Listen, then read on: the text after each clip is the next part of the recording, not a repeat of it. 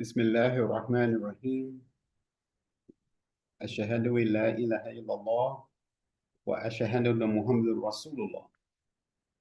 With Allah's name, the merciful benefactor, the merciful redeemer, I bear witness that there is none to be worshipped except Allah, and I bear witness that Muhammad, he is the messenger of Allah and his servant of Allah. Excuse me for a second, I was supposed to button this top button. Yeah, there we go. Ashhadu an la ilaha illallah wa ashhadu anna Muhammadur Rasulullah. I bear witness there is none to be worshipped except Allah, and I bear witness that Muhammad is Allah's messenger and his servant. We are here for our Islamic Perspective Hour here, the last day of the month of Ramadan, a fasting month for our Islamic Perspective Hour. My name is Imam Lawrence Najib, and I'd like to welcome everyone here and on our Zoom audience as well. And we want to get right into our talk for today. It's something that I had prepared a little while ago, and I think I did a presentation on it at Jumah at one time, but I'd like to talk about it a little bit more and, kind of just give us some little light on the meaning of the fast and the things that we should benefit and get out of the fast. You know, the fast of the month of Ramadan is a month that Allah has ordered us to fast, those who are able to do so, instead of with health is good and we are not on the road traveling, anything like that. So this is the month. We're at the end of that month. So out of this month of fasting, the certain benefits we are supposed to we should receive, because what it does, what's supposed to do is supposed to help us, put us in a position to better our life from this point forward. So after we come out of the fast, there's certain things that we should have, blessings that we should have received from Allah, subhanahu wa ta'ala, and that will help us in the rest of our life from this time over until the next month of Ramadan, because we know Allah says in the Quran that the human being is prone to mistakes. We are here, we would make mistakes, we would make, some things that we do unintentionally, and something we just do we have knowledge of it, but we choose to do them anyway. So by doing that, we bring on certain hardship in our life. So this month is to help to purify us. It's like a cleansing our life, So I want to look at 6 aspects of the purity of the fast. I call it the 6 aspects of the purity of the fast. And I just briefly, let's name them. The first one is Allah says in the Quran, we're supposed to learn self-control, self-restraint, but you can say self-restraint or self-control. And the second one is behavior modification. Now that's how we conduct ourselves, learn that put that discipline, how to put that discipline of self-restraint into practice. We should also learn patience, because that's one thing that that a lot of us don't have. And I'm not saying I'm guiltless myself, but I can always use some more patience. I'm sure a lot of us can. But some people can really exercise good patience. They really can. I admire people that can do that. And then there's health care. Our health care, that's the third one, fourth one, self-control, modification, patient, that's number 4. Health care.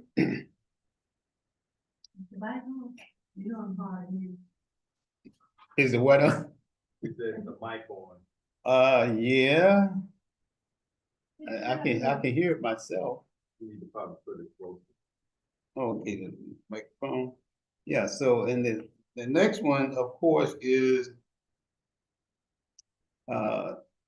family ties.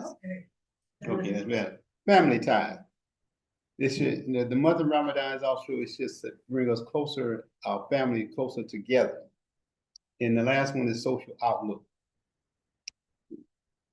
How we, interact with people outside of our immediate family and other people, just even people that we don't know, especially people that we don't know. So, well, maybe especially family, but we definitely need to know how to conduct ourselves with it, because how we conduct ourselves in an area, in a situation where we're not familiar with the people, we might want to know a little bit about them before we act a certain way or conduct a certain thing or say a certain thing.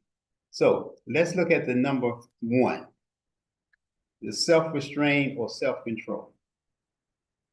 It is something that is actually clocked into our very nature, that is what God has put in our very human nature.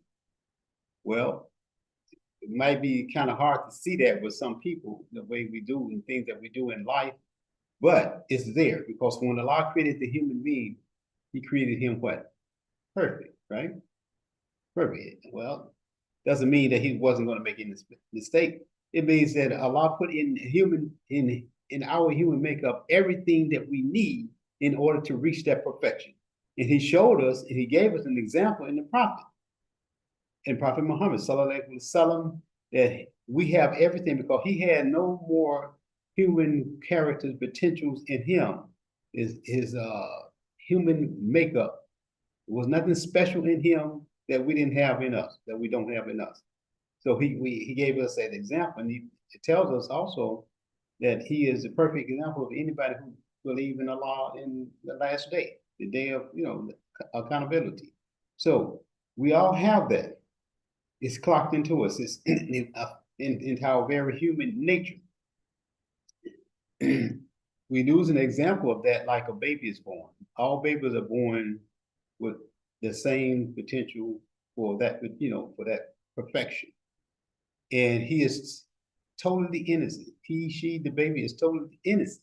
But the baby has to be put in the right environment in order for those potentials to grow. Is that correct?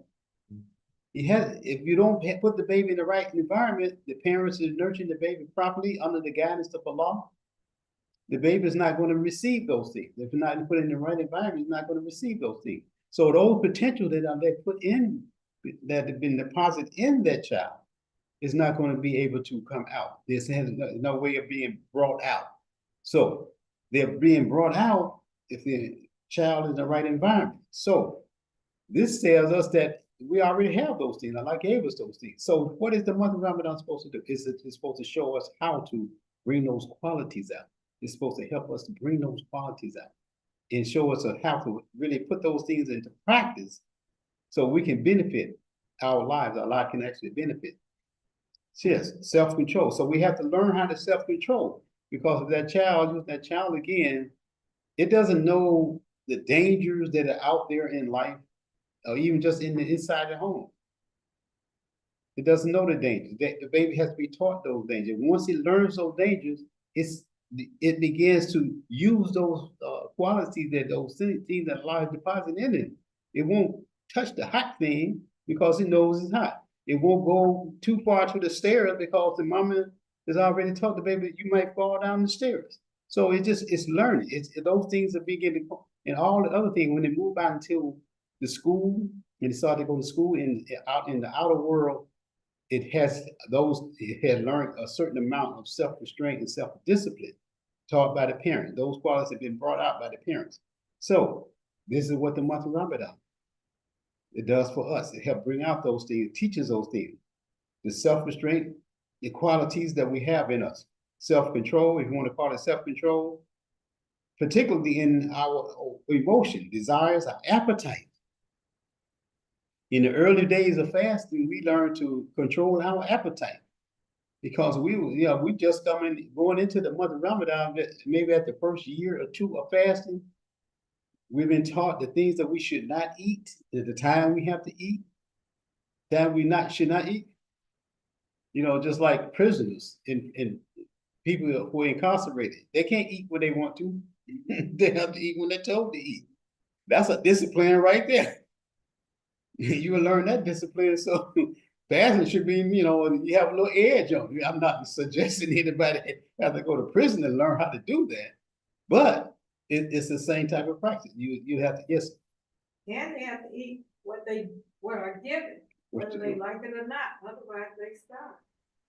Yeah, as a matter of fact, I'm glad you mentioned that because there has been a law passed in the Illinois General Assembly by the governor Pritzker, by the governor, that Muslims that are incarcerated, they're allowed to have the halal products and the Jewish, the kosher products in the prison system. So they have a way to be able to eat, and, instead of just throwing anything pork mixed in with whatever they mix it in with, they have a right to. So that's a law that's been just passed.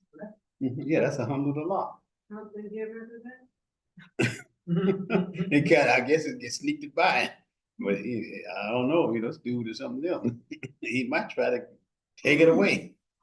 So we thank Allah for that blessing for the men and women maybe too that it's incarcerated. So now self-control, particularly in emotion, our appetite, our behavior, especially in a difficult situation.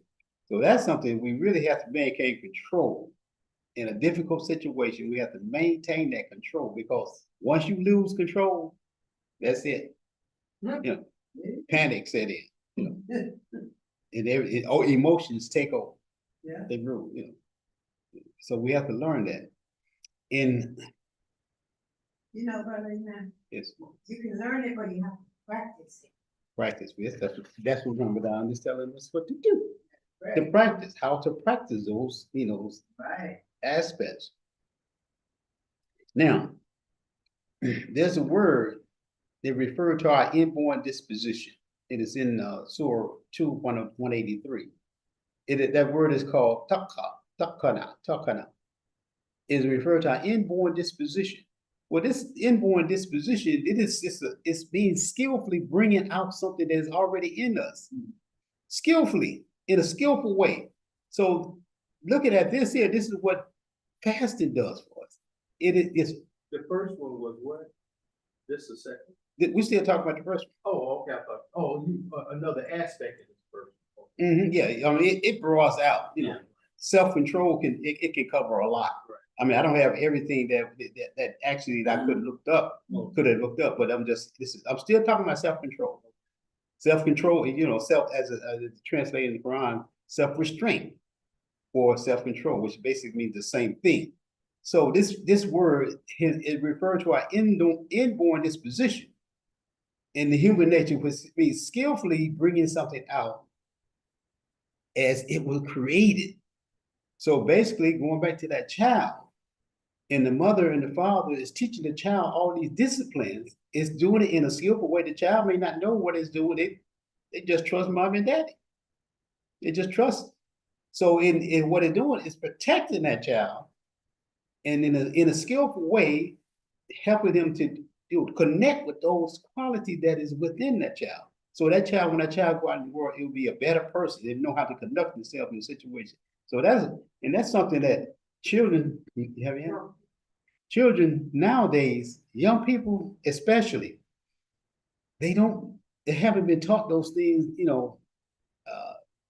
maybe I won't say at all, but have been taught to a point where they understand the importance of those things, how to control themselves. And then most people, most people think that because they're supposed to let their emotion rule and they're going to get their point across through emotions. And basically, it's just like dominating the other person or the other party and getting their point and suppressing them to make their idea be the one that is listened to or adopted, or just suppress the other person's point. Yes.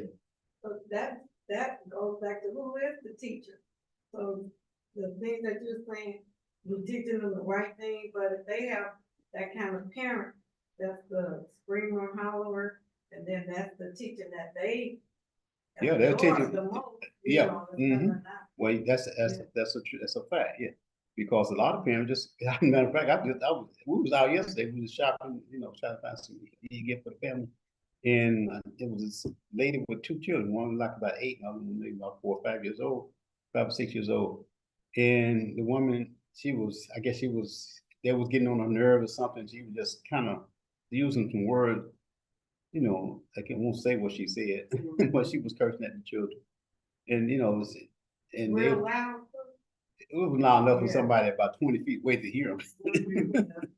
That's You see, it wasn't really loud, but I was about 30 feet away. And I heard what she said, and I looked around, I saw it. Yeah, so it's, and then all the children just picking all that stuff. Their minds are like little magnets. Yeah, it just soaks in everything. fun. Mhm.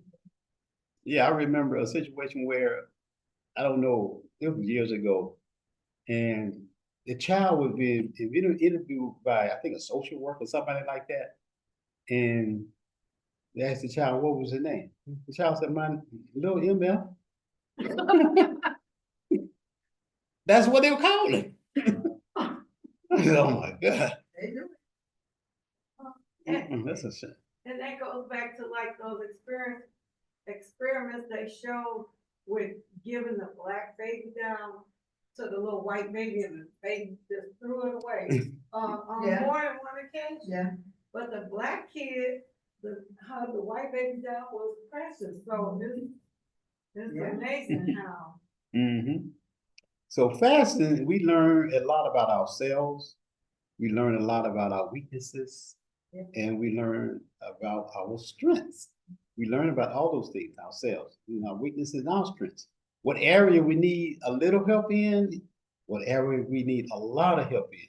In most areas, most of us need a lot of help in, in our area of gaining, strength. Take care of no weaknesses. All have weak because, like Allah said, he's a human being. He has been created weak. We have been created weak. So this is all Allah's plan. He didn't create us that because he just wants us to stay that way. He wants to create us because that when we are in that area of weakness, that we have plenty of room for growth and strengthen ourselves. And this is when the month is supposed to strengthen us, just like that workout, firmness, firming up that body, firming up that mind to be able to stand the winds of emotions. Just like the Bama said back in 1975, those who was here, and when he took the office of over the leader of the nation in Islam, he said the winds of emotion won't even shake the curtains of this house. Yeah. Mm-hmm. So we can't let those winds of emotion, move us. Okay. Striving for excellence. We will strive for excellence, and of course, this is one of the encouragement that we should strive for the excellent. So if fast teaches how to bring these qualities out. Okay, that covers some of the parts, some of the things of the purity of the self-strength. We talk about the purity of the sixth aspect of the purity of the fast of the month of Ramadan. So we talked about self-restraint, or you may say self-control. And the next one is behavior modification. The way that we conduct ourselves, especially in public. And that's what a lot of people need to learn how to do. Things that you do and say in public, you do not. Things that you may do and say at home, in private, you just have to control yourself. You can't say those things in public because they do damage. You make you look like a fool. And it's just wrong. People don't want to look at they don't want to see your shame. You're not supposed to show them your shame in public. And the Prophet says what? The brother is his sister is, we're supposed to do what? If we see them, we're supposed to help them cover their, weakness. So, especially towards other people. So we are a creature of habit, meaning that we acquire habits. We have, habit. I've read somewhere where you do something for 18 times, it becomes like a habit. You do it automatically. And I know that's true. What is 18 times or 15 times or 20 or 10 or whatever. But once you do it over and over and over, it becomes a habit.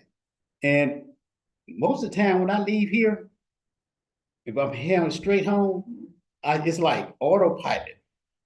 And I take a certain route and I take it, and my mind might be thinking on something else, but I'm still driving. I see everything I need to see, the bunch of the cars, the people, but it's like I'm on autopilot because out of habit, I'm just doing the same thing I do every time I come here, every time I leave here. And those are habits that we pick up. I mean, it's good, but some habits can be bad habits. you can pick up the bad habits, the same way you pick up the good habits. So we got to be careful to make sure that we're not picking up all the bad habits. So in the month of Ramadan, our behavior modification is supposed to help us help those good habits, bring out those good habits, and leave off the bad ones. Yes. Allah created the habit in our nature. Mm-hmm. And the habit has been created, to be of His benefit. But like you said, when you don't use it for His benefit, then it can take on other characteristics. Just like we have a habit of being saying our salat, just being and doing things, for good. And some people in the habit of just giving people, see, it's like they can't help it from helping people.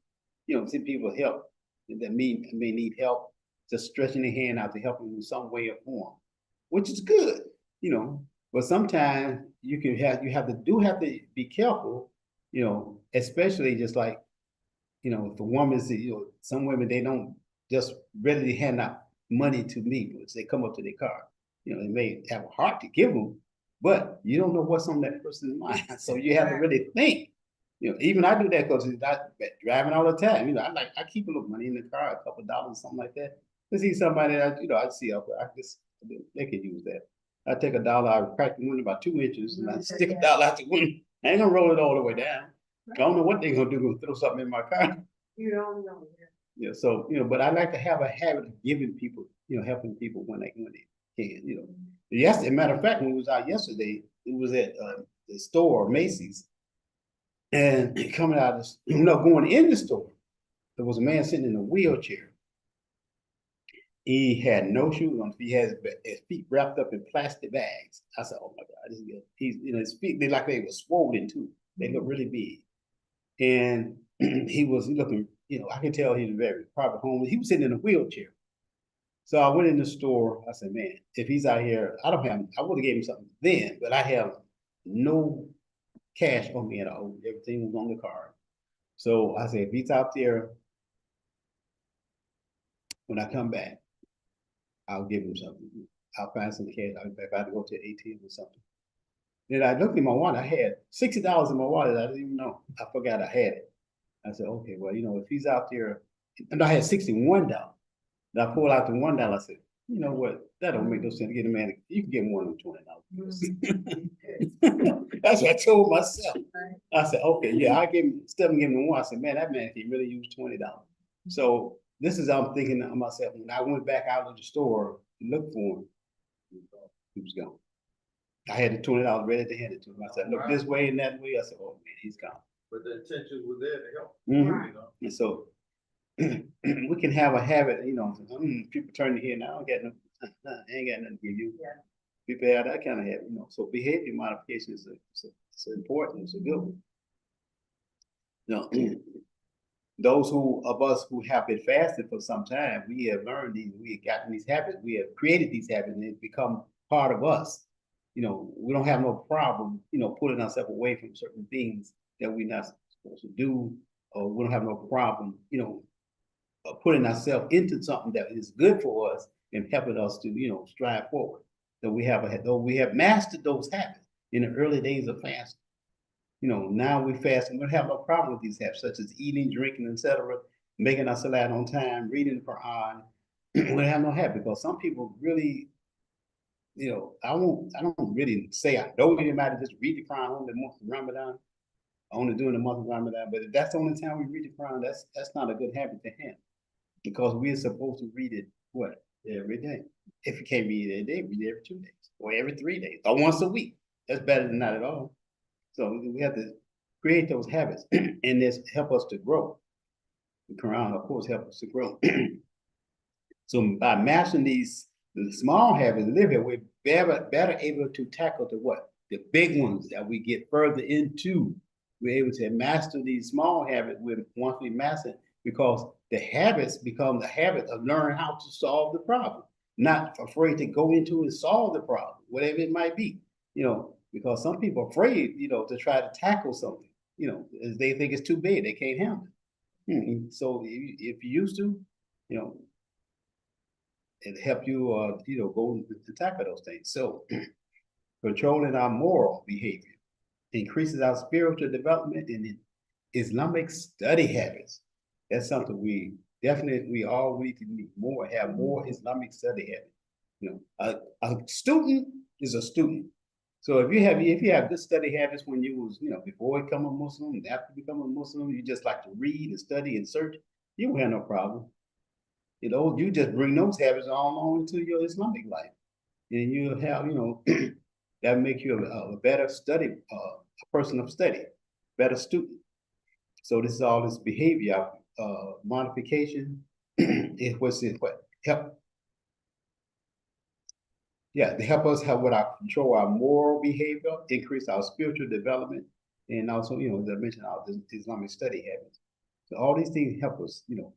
This is what the fasting is supposed to do for us over this month for 30 days. So it's pretty much like setting the blueprint or the criteria for things that, you know, for the rest of our life.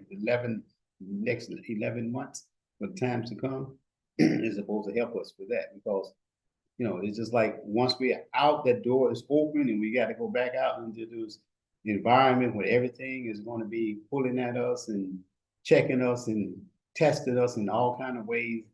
If we just gone through the month of fasting, all we did is didn't eat, didn't drink, and just pray the prayer and go to bed or whatever,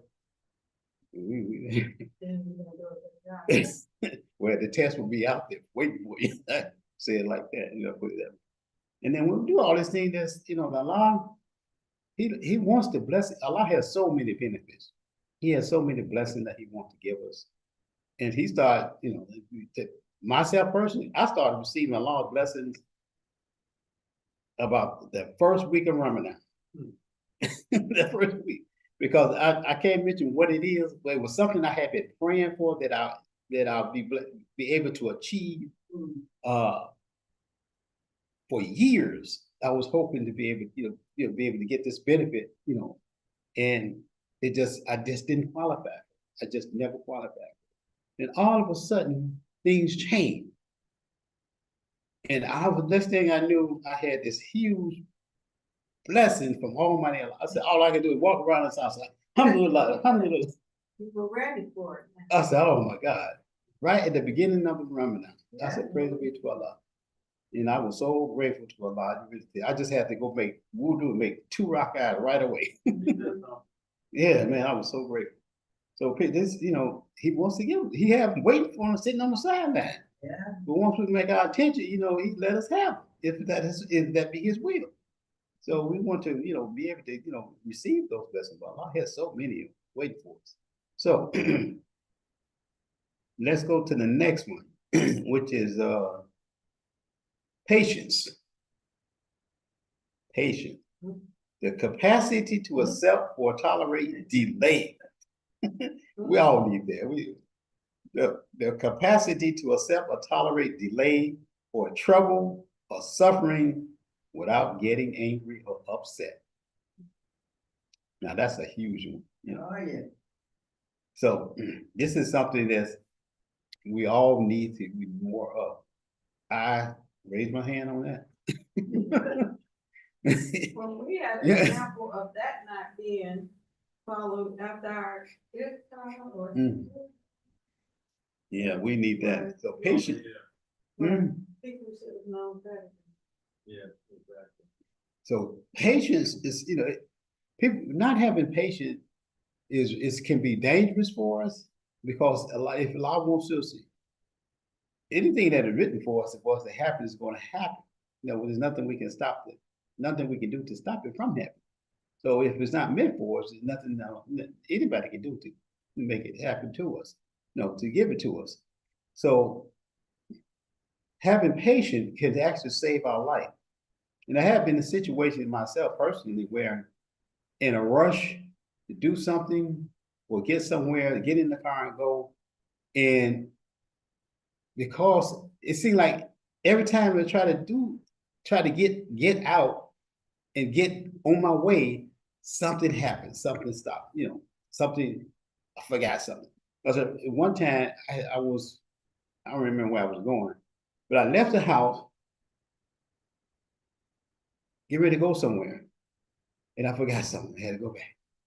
I was only a couple of blocks away. Then all of a sudden, I went back and got what I was going to get, and I left again. And I realized that something else I forgot. So I had to turn around and go back again. And then I on the way, and then all of a sudden when I got where I was going, it was a huge accident up there. That just happened. Yeah. I said, man, well, he trying to warn me. That could be me. Yeah. So I haven't paid, so I'm gonna take my time and think about what do I have everything that I need? Right. Do I have my keys? I do have this, do I have my phone? And sometimes when you leave the house and you don't have your phone, you feel like you walked outside, you half dressed. The phone has become so attached to you, you know. And there's been time I said, well, you know what, I got so far, I thought turning around to get that. I left my phone over here 2 or 3 times. They got halfway home. I said, nope, I'll be over there tomorrow, the next day. I'll just leave it right there. Anybody call me, leave a message. Call you when I get the phone back. It's good to leave it sometimes, you know, as long as you know it's safe.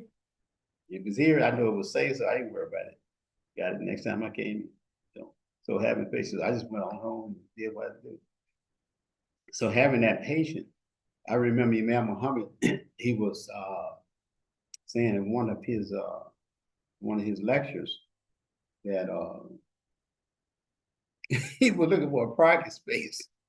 I think he was looking for a park. It was a parking lot. He was going to a grocery store or something, and he was driving around looking for a space. And he saw somebody look like they was about at the bag house, so he kind of pulled up close to him, wait for it to pull out. And he said the man whoever was driving the car, for some reason they didn't pull out the space. They said like they just waited and waited. Yeah. They didn't wait. They said when he's gonna pull out. And he felt strongly that the person was just trying to make him go away so he could pull out after he leaves. I mean, some people, they might do that. Yeah, they do that. They do that. Maybe they're saving it for somebody. You know, I see somebody standing in the parking, physical body in a parking space, waiting for somebody to pull up. The man said he don't know what kind of patient I have. I could have waited here till next week for that space if I wanted to. He said I can wait. I'll wait him. I definitely outweigh him. You for a second.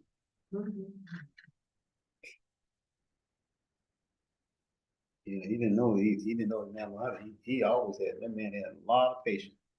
Definitely had a lot of patience. He had to have a lot of patience dealing with these hard-headed Negroes. If you dealing with black folk, you better have a whole lot of patience because we require it. We definitely require patience. And you know, it just was our history and our lifestyle, and the things that we, you know, have gone through, and some of us still going through, and things that we do, a lot of them just don't have that. And if they don't have patience, you know you're trying to help them. Just like the Prophet Muhammad, praise and peace be upon him, patience. He was so patient, you know. And a lot just like the revelation when it was coming to the prophet. And there was time where there was long period of time that we received nothing. And I'm sure the people were telling one, this is just a bunch of crap or whatever you want to, whatever they call it. Why don't you just give it up? You know, why are you still waiting? Prophet didn't. He just waited for Allah to say, because and when Allah did, he gave him revelation, he gave him what he needed to give to the people. He patient, yes indeed. Even in the Holy Quran, there was only one example that showed that he might have lost patience when the blind man was asking him a question when he was speaking to the rich man. So yeah, he was a blind man was annoying him. Yeah, so he kind of lost his patience a little bit. And that's what he was human. He wasn't Superman. He wasn't a man up in the sky and everything. You know, he was human being. He was human. But you know, he immediately, you know, corrected himself. He saw it and he, you know, apologized to the man and made sure that he got the information that he was looking for. You know, he made sure he got the looking for. But he didn't mean to do that. Did he correct himself after the hadith came down or before? Well, I think the revelation came out after that incident, if I remember. You know. Yeah. And so yes, that's the ability to tolerate delay, trouble, suffering. You know, you patient perseverance and prayer. All three of those go right together. Have patience and be persistent. Don't give up just in a situation, we know we have faith in what we're trying to do. We know it. We believe it strongly that is the right thing to do. What we're trying to do, we know we're gonna get some result if we keep tracking at it, keep working at it. Allah, he opened the way up. He tests us with ourselves. It's not for Allah's sake. It's for us to see. It's a teaching for us because there's nothing we can do. To help Allah, nothing we can do, if we hold anything, it's not going to help us. It's not going to hurt him in any way. Everything he does is for us, for his servant. Everything. They say difficulty come easy. After difficult come ease. So we have to be patient, be persistent, and definitely pray. As Christians say, what you were searching for could be just a prayer away. It could be in the next salat. Yeah. And speaking of that, I want to go to Surah 110. Yeah, let me read that here. This is Surah we recite a lot. It's called the help. Ikhlas? No, 110. Oh, 110. oh, Nasr. that's sort of law. Yes. Bismillahir Rahmanir Rahim. When comes the help of Allah and victory, and thou dost see as the people enter Allah's religion in crowds, celebrate the praises of thy Lord and pray for his forgiveness, and he is oft returning in grace and mercy. Now it says this surah here, it said was revealed just a few months before the passing of Rasulullah, the Messenger of Allah sallallahu alaihi wasallam. And it was the last surah, it says the last surah revealed as a whole surah. And it is said that patience is a virtue, meaning that it gives us a good moral foundation of principles and value. So let's put something on the other side and refer to this here. This surah here is talking about patience, but it's not talking about just patient having patient waiting for something. Yes, it is. But it's talking about having patience for the victory. Because this is what it says here in the Quran. When comes the help of Allah and the victory. So this is the patient with that comes with victory. Victory of what? Well, in the time of the prophet, yes, it was talking about victory over the unbelievers in the striving to establish Allah's religion in the land over the disbelievers. But it could be something that is our victory. What kind of victory are we trying to achieve in this month of Ramadan? What kind of victory are we looking to achieve? So if we be patient and be consistent in prayer, and Allah will come with that victory. He will give us that victory because this is called the victory of what? The month of Ramadan is the victory of the individual soul. Our victory, the next Eid prayer is the victory of the humanity, the whole humanity. But this is our personal victory that we're looking to achieve. So we're fasting. We're not fasting for anybody, but for Allah's sake. And our fast is just between us and Allah. So really, you don't have to even tell anybody that you fasted unless they just disturbing your fast. Look, I'm fasting, That's it. Right. But it's not something that this is a personal thing between me and my Lord, because He has ordered it, and I'm trying to fulfill it to the best of my ability and fulfill my obligation.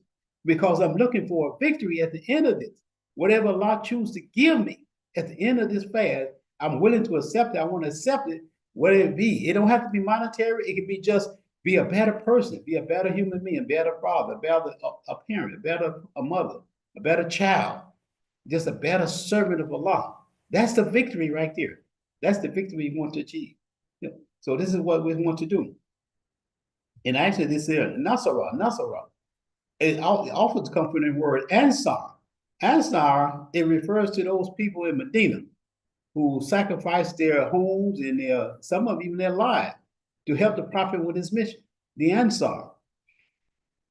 And those people, Allah promised them a special reward But those who have a higher reward are those who sacrifice their homes in Mecca and left, they just uprooted and left everything in the Mecca, their family, their homes, and everything, because they believe in the prophet, they believe in him, they trusted him, they put their whole life right there along with him. And whatever victory that Allah had for them, they was open for it. And so whatever the fate was, they trusted in him. They put a wholehearted trust in the following the Rasulullah, the messenger of Allah. And they left everything for Medina. They migrated, and Allah rewarded them with the victory. The victory. Yes. So this victory here is not some small victory. The month of Ramadan is not some small victory. It's supposed to be a victory that's supposed to help set us, put us in a position that we would be successful for the next year, next 2 years, next 20 years, whatever time that as long as we continue to practice what we had. And we have to do it every year because Allah knows what we fall off. we fall off. We get weak, we fall. We don't mean to do it all the time. So this is a renewal, a rejuvenation.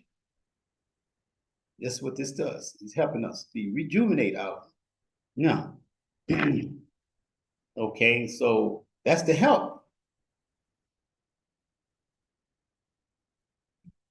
Then there's no one in the history of mankind that exemplified these qualities more than Muhammad the Prophet. Sallallahu alaihi wasallam. And actually, it said the portion of this surah may have been revealed. It said the surah revealed about a few months before the passing of the prophet. And the last surah, it was the last surah revealed as a whole.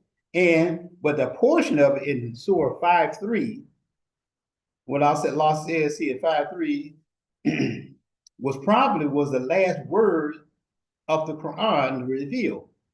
And it says here, it says, this day I have perfected religion for you, completed my favors upon you, and I have chosen Islam as your religion. Now, this is what the commentary says in this book here, Yusuf Ali. This is what it says. Probably was the last word of the translator, what he's put it in this Quran, in the essence part of the footnotes. So it sounds like it could be, but it said it's not necessarily was. They said they used the word properly. And it's, according to the way it's worded, it could very well have been. So the victory, the help. When come the help of Allah? Well, the help of Allah is always out there. It's out there. It's always there. Allah had created the help.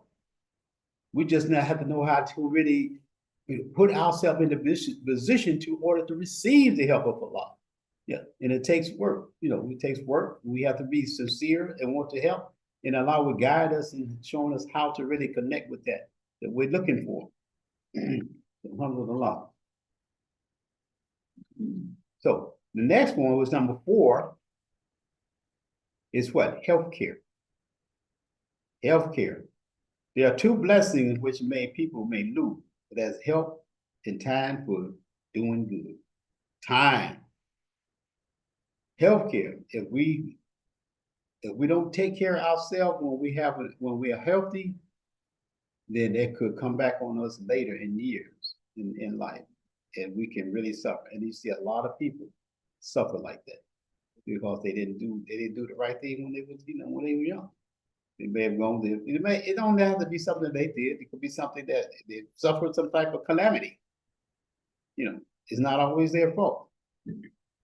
In the days of the prophet, there was no doctor, there was no nurses. Well, there was red nurses, yes, but medical nurses like we have today. There was no hospital. People rely on eating well to stay healthy. So that's something that a lot of people try to do today. Try to eat well to stay healthy. But see, just like everything that Allah designed, Shaitan tried to design something, in his life. Right. So we got to eat well, so they come up with all these good products that is supposed to help us eat. But Shaitan, he said, okay, we'll design this here, and you put a little this and this. Say, okay, you read the ingredients, blah blah blah. They got this, and this, and oh, it's healthy. But a lot of it's not. So if they designed the product to what? Make money. Mm-hmm. They take it with organic. Oh, it's organic. It's good to go. Right. But they just taking that word and slapping on a lot of different things. It's not. And because they know people looking for organic. Mm-hmm. Yeah. Mm-hmm. So they take it and put it on. It is not organic. They might have one organic We have one or two Right. organic ingredients in there, and the rest of it is garbage. Yes, and Like they say now, the orange juices and stuff like that, the one that said not from concentration, it's not the real deal. You have to be it's not for careful of the one that says concentration. not from concentration. So you can't trust it. You cannot trust anything. Say, we lose that help. So in the days, okay, we read that. Today we have in a totally different world. We live in a totally different world. Most people eat instead of eat to live, they live to eat. They live to eat. And you can see the way some people, some people, they are so, one thing I hate to see is a child overweight, way overweight. I have seen different children. I mean, they may be like 8, 9 years old, and they just like a 9-year-old, 10-year-old might look like he weigh 150 pounds, 200 pounds. That is so sad to see. It's Are really. they walking behind somebody that also looks like that? It may be. I mean, it's just a sad thing. And there's no reason why a child should. And I was in the store about a month ago, little side store on the corner where I live. I walked up there and to get something. I like these particular drinks that they have, the Orito drink, the Mexican drink. They don't have that corn syrup in, they have cane sugar, and they real soft. They're not like pop. It's pop, but it's not like, it's pop like if you used to drink and pop back in the 60s. Yeah. When they have it's really had good flavor. They still had that flavor. They actually made it in Mexico. That particular Orito drink. And I went off there to get me a couple of them, and I saw in the store was 2 children. One was a teenage girl, maybe about 13, 14 or something like that. And there was a boy, he was maybe about 10 or 12. And both of them were super overweight. And they were buying chips, junk. They had a whole counter full of all kinds of junk. I said, that's why they like that. I said, man. Ooh, I wanted to say something, but I can't say nothing to them. Right. They go back to discipline from I said, man. Yeah. Wow. That was so sad to see that. You remember like I remember a time when TV dinners were so popular that we were eating. And then after that, everything became instant. So, and then for it to last, they had to put preservatives and coloring and all that everything. stuff. So it just got more and more degraded. And so we're just eating trash, really. If garbage, just eating garbage. Box stuff and packaged stuff, just add water, it's just chemicals and junk. So we eat that stuff, and it's instead of we're eating to live, Right. eating to live, we're living to eat. Right. But what I think about a lot, years ago, one meal, we ate one time a day, in the community. Yeah. But now it seems like we live to eat. That's what we're talking. It just. Yeah. Sometimes it baffles me just to see how. Yeah, I remember those. As a matter of fact, I would eat one meal a day, and I would fast every 2 weeks. I would fast for the weekend. I would fast Friday, Saturday, and sometimes Sundays, 3 days. That was too much fast. I would fast without eating anything for 3 days. That was the wrong kind of fast. Right. And by the time the third day, you're so weak you can't do anything. That's intermittent fasting. There's doctors that recommend that now. 3 day fasting with nothing to eat or drink. Yeah, and maybe longer every now and then, not every week, but. Yeah, I was doing it every other week. It was a strain. Right, that's good. That was kind of extreme, but I thought it was good at the time. But I think we all eat too much. Yeah, so we have to learn how to eat better. And one thing you all seem to be more health conscious, the different type of food they have there in the kitchen, because that's really good. One particular salad that it was like a combination of different salads. One night doing iftar, it was salad. Was so good I had to take some of it home. I ate it for suhoor. It's a salad and a couple of dates, and I was good to go. So that was yours, huh? I don't know. I'm just thinking that's because we were. Oh, okay. But it was good. I mean, I just don't notice other foods as well, the more healthy food, but that's what we need, especially when we get older. We need more healthy food. Yeah, now your son brought, so with some cheese and some kind of noodles. This had kale in it. Mhm, it was Yeah, good. so we good, yeah. So now, so instead of creating problems, yeah, we're supposed to be helping ourselves. So by not eating well, they create more problems. And this what it does, it helps the medical industry, the pharmaceutical, which is $1 trillion industry. You know, doctors, you know, going to the doctor. Oh, you know, some people they go to the doctor like once every 5 years or something like that. You know, they don't have to. You know, because some people in the doctor office almost every week, 3 or 4 times a month. Yeah, that's not good. No discipline. Right, but the thing is, you're not getting rid of the disease, it's just. Well, they're not Yeah. doctors, they don't treat to get rid of it. They just treat Right. the symptoms. Most of them just treat the symptoms. Pharmaceutical Very few doctors will tell you exactly what you need to do to get company to rid of it. it, They right. prescribe something to get rid of it. Yeah, it's all tied up in there together. Nutrition would get rid of it. So today, for food today is treated with chemicals and harmful, so harmful to our health, causes health problems.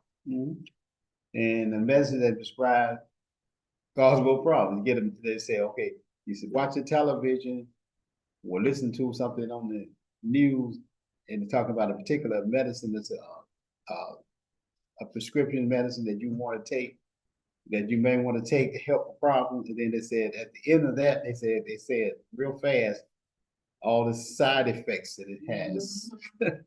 And they might list of 5 or 6 different side effects.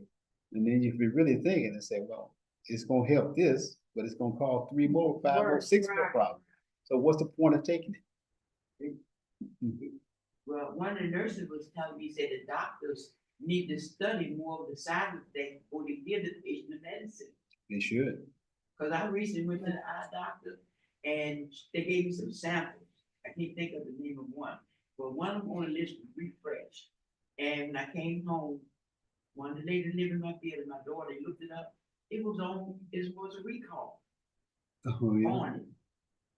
A lot of them do have recalls on it. Well, in defense, everybody doesn't react the same. Right. So these, when they do the studies, this percent of people had this side effect, this percent. Yes. So So they everybody- push the one that has the people have the Some people have reaction. none, and then some people could have all. It depends on the individual. You know, Right. because everybody is not the same. Exactly. Their body don't work. I mean, it works the same, but it reacts the same to different Right. medicine. Some people can't. I have a niece. She cannot stand the smell of fish. She starts breaking out. She smells fish. Yeah. I don't know. She may not be that. Not she was a grown woman in her 40s, but when she was a girl growing up, her mother, my sister, could not cook fish in the house. Yeah. She could not because she would cause her to break out. Mhm. Severe allergy.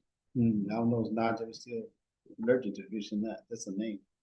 Yeah. So, and then there's other people that hey, you can eat all ocean water fish. And it won't do nothing to them. It won't hurt them nothing. I asked me the other day.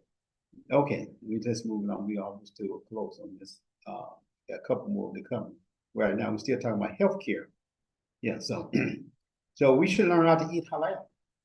And I noticed that a lot of stores have halal meat, Yeah. carrying Yeah. halal. This is the effect is our effect is having on, people, believe it or not, I mean, Allah is making this happen. He's making that because they would not be selling halal if it was not selling in the store, if people wasn't there asking for it. Right. Yeah, so it's a halal. We should learn to eat halal. It's a lawful. And you don't just have to be in the neighborhood where you have a higher Arab, neighborhood. In their It's community. getting spread now, you know. to all of them. Yeah, I noticed a store over there. It's over on 71st. They call it a local market. It used to be Old Dominic store. Oh, yeah. And they sell different halal. They have a halal lamb, but it's very expensive. But Right. I buy it sometimes. I see it. I say it's halal. And all the peace now, you can find the halal. And jewels inside jewels. I never seen a Jew. I've only shot Jews meat. I never. But Got a little section at jewels. 87 in the name. So that tell you what. Let's see. We gotta read those signs. Those are things Yeah. Those are things that we need to pay attention to. Yeah. A lot of he's gradually making this happen. Yes, indeed. So that's healthcare. The next, it was the fifth aspect is family time. Family time.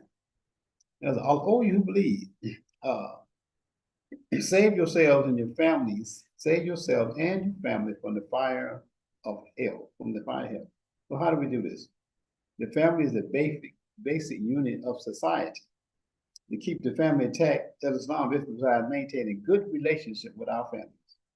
Try to maintain good relationship. You know, of course, that may not be so easy for most of us or some of us to do. So some of our family members, they can be a real problem in our life. A real problem. They can be someone that just they're always trouble. They're always in trouble. They're always in trouble. They always cause trouble. Yeah. So with whatever we can do to help that person, we try to encourage them, to do what is right, not to be such a person that they are. And if they, there's so much you can do to help them. Mm-hmm. We want to try to maintain it and try not to break the family ties. There's one time in the family of the prophet that he broke a relationship with his uncle, Abu Lahab. And that because he was a staunch enemy against Allah.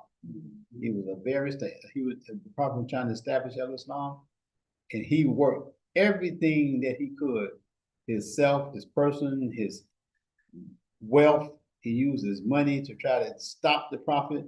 He even talked to his people in his circle, the leaders in his circle, encouraged them to put up the fence to try to stop Islam, from progressing. And they followed him. So he worked in every way he could. And actually, he turned the prophet over to his enemies. Turned him over to his enemies, told the enemies about it. And they became. So that's what brought all that curse on him. Mm-hmm. He broke the family. So we are to maintain the family ties. Try to maintain the family ties and not break. Assalamu alaikum. Try not to break the family ties, because it's very important to maintain that family relationship, because the family, it says, is the basic unit of society, because it takes the good families to make up the good societies. Mm-hmm. And that's what it takes, the community. Start with the family and the community, the neighborhood, and it just blossom out from there. And if we don't have that, we don't have those good families relationship, then we really, and actually the government is like a family. A good government is like a good family. Mm-hmm. Like that good tree that Allah talks about in the Quran. You're going to produce good fruit. And that's what we want to do. We want to be able to produce good fruit, not bitter fruit, like the tree of Zakum. I always had a tape. Anybody hear the man Muhammad talk on that tree of Zakum? Yeah. I had a CD with that. Yeah. One day I'd like to be able to talk about that. If I find that, I have some notes on it. I have to look and see exactly. I usually save all my notes about the talks. And probably look and search and see what I talked about the tree of Zakum. Mm-hmm. It's very interesting. Okay, the last one, and we have social outlook. Social outlook. There's a surah 76 in it, called El Insan, which means man, and Eldar. It has two names, El Insan and Eldar. El Insan is man. Eldar is time, the time. And it reads, Bismillahir Rahmanir Rahim. Has there not been over man a long period of time when he was nothing? He was not even mentioned. Rather, we created man from a single mingled drop in order to try him. So we gave him the gifts of hearing and sight and showed him the way. Whether he be grateful or ungrateful, rests on his will. So, like I said, this surah has two names, El San and El Dar, the time. The man and the time. And it poses a question to our intellect, a question of reflection. As our little small creation here, Allah telling us, has it been, because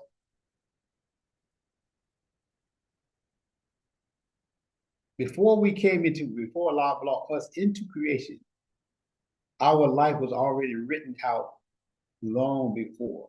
It only allowed those the time where we say a billion or trillion years before we came into existence, it was already written out for us to live as our life the way we live it today. We're feeling it. So it's been written out. We're just feeling it, just what Allah has already written. And it says here, it's a social. The human being is considered a social creature. We love to interact with other people. And we have to have other people in order to really survive, to be able to fulfill the obligation that Allah has ordered us to fulfill and that He had want us to fulfill. The obligation. Who remember this picture called Castaway with Tony Curtis? Not Tony Curtis. No, one Tom Cruise. It was Tom Hanks. Tom Hanks. Who saw that? That was a very interesting picture. Castaway. Who will remember? Okay, you saw the picture. How did he survive that? Talking to himself. Yes. And that ball. He created someone. He created a companion. He was a FedEx. No, it was a ball. See what it was. See, his plane crashed, and everything started washing up on the shore, and it was a volleyball.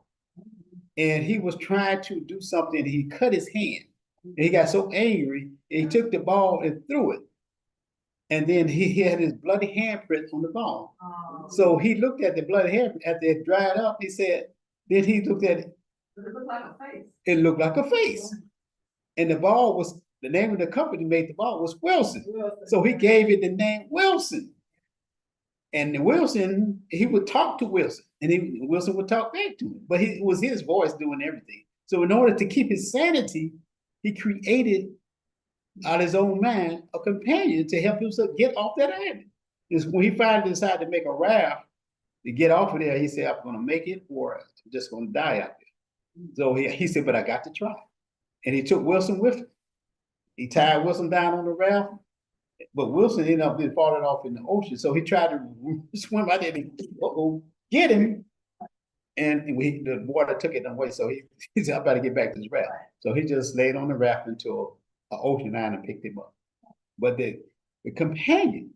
So I say that to say this. We as human beings, we have to interact with other people in order to survive. If we have Allah made us that way. He didn't make us to live alone. He made us to live with other people. So we have to learn to get along with other people. Get to learn. And Allah tells us in the Quran, He says, if He wanted to, He could have made us all what? The same. All the same religion, all the same color, all everything. He could have made us all the same. But He made us different to do what? That we may strive to get to know each other. Yeah, to get to know each other. And that's what we have to do. Because that's what the thing with the world today.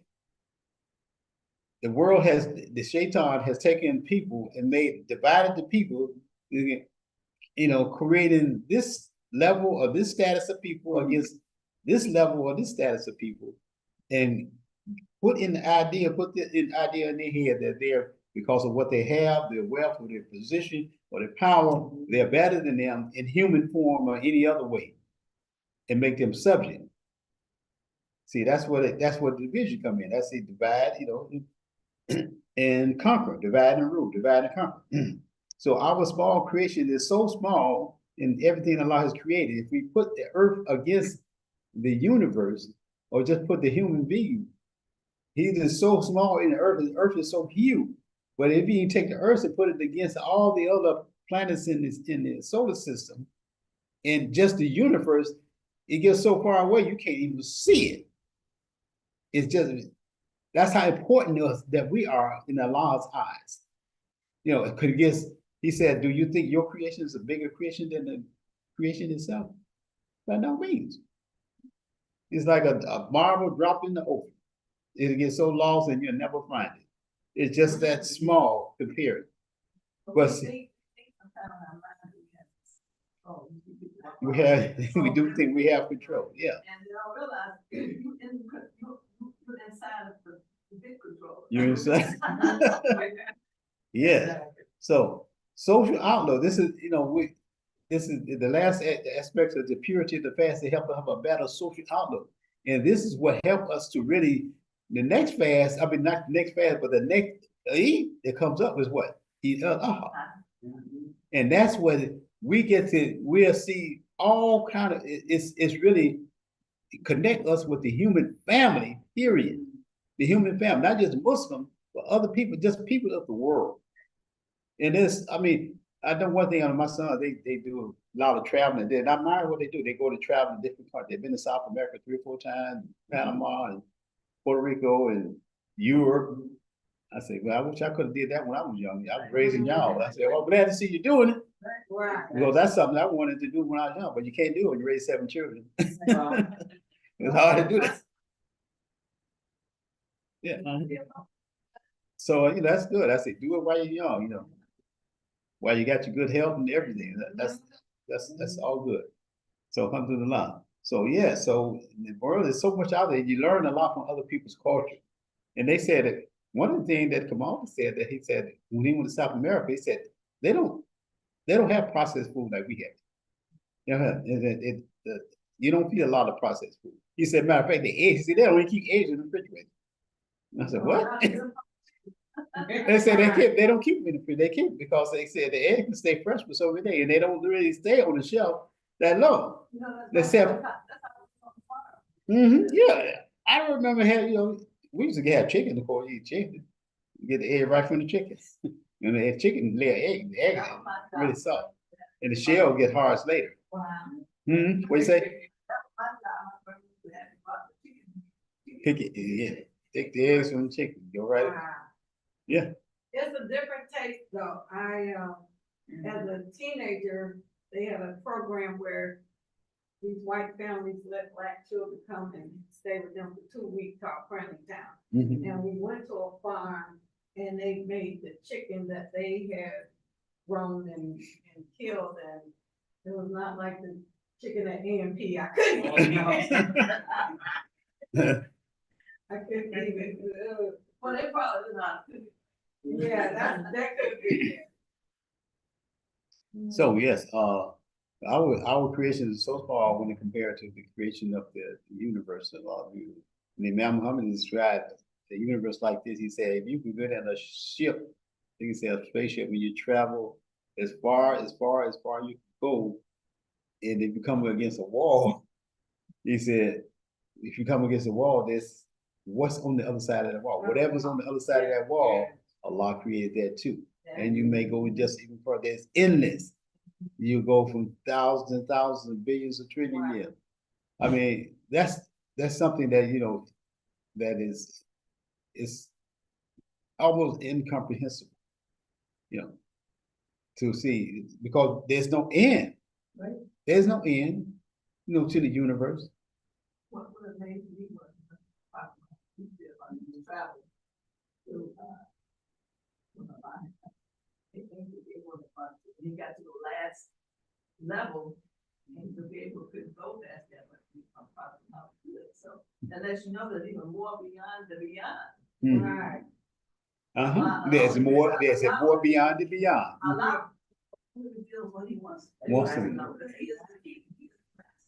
Almighty God. We'll never know. Never know. Nope. We're meant to know everything.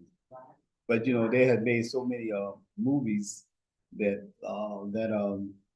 they tried to man tried to portray, try to position himself as if he know like what God knows. I remember seeing this one movie called Lucy. So that Lucy, who saw that? It was about a woman who actually had, I think they gave her some kind of drug, but she can actually see and go back in time or go forward in time, and it was type of, the drug was supposed to be a experimental drug to for a person to be able to travel and see what God sees. That's what they want to do. They try to be God so much. Yeah, That's true. Yeah. So it's one of those crazy movies. Star Trek is one that was fascinating. Oh, yeah, Star Trek. Now, see, the old Star Trek, I love that movie. Mhm. Yeah. Yeah, because that was a movie, it make you look at it and think, Right. it was a movie thing. I mean, it was a movie made, what, made back in the sixties or something like that? Yeah, with Shatner, William Shatner and the other. And yeah, it was. It was very interesting. Yeah. Because, they explore other worlds. And they tell you that there are other worlds out there. Of course, they put them in the form of whatever it is. It's the imagination of the mind. The idea, there are other worlds out there. And Allah says, He's the Lord of all the worlds, all the systems of knowledge. So yes. But man always made themselves, but even in Star Trek, they made themselves more superior than the white worlds. Mhm. The worlds they were presenting, even though they were superior, for some reason, white worlds always they were top. Yeah. I said, what is this? Right. Well, of course, that's his creation. You're gonna make it look like him. Right. Just like he made God look like him. Yeah. So that's what they do. Yeah, we know it, and we know what his game is. Yes. Indians, cowboys. So the white and the Indian look more white than but that's what he do. Tarzan. Come on. Oh, yeah. crazy stuff, right, now that was the worst. And your mind made you say, this gotta be, no, this is not right. And your mind, you're like, what is this balance? You know? Yeah. So that's gonna be a pretty much what we have for our presentation for today, which is called the 6 aspects of the purity of the fast. Again, to go over them, there was self-restraint or self-control, if you want to call it, a behavior modification, that's number 2, patient, number 3, healthcare was number 4, and family ties, very important. We have to keep our family ties, and the last one, number 6, is social outlooks. So we hope they'll do this month, the month of Ramadan, that we're able to, receive some of the benefits of this fast and make a better connection with all these aspects of the fast, especially with our family, because we need our family, so that will help us, give us more support in this point, and a lot of physical support as well. Because when we're in trouble, and the first thing we do is, if we're close to our family, we're gonna call our family to get, and that we need some help with this or that. And they're not gonna refuse you if they believe you sincere, they love you, they're gonna see whatever way that can help you. And there's a lot of people that's not. They're not, they have good people that they can talk to and call them for help. It's not family, they're not blood related, but they have, such a relationship with, with the person or persons that it's like they're like family. So that's good, that we need that in order to, survive in this world today. We have to maintain, and I like think, my family, personal family, we have always had, a good relation with each other. My brothers and sisters, there was 11 of us all together. 2 are deceased. We will always have that closeness. Our parents, both parents are gone. They always told us that, always help each other, look out for each other. So we always try to do that, try to look out for each other. So praise be to God. As a matter of fact, one of my nieces, which about, I think they're in like 50s now, they have organized something where they do once a year, a family retreat. They call it a family retreat.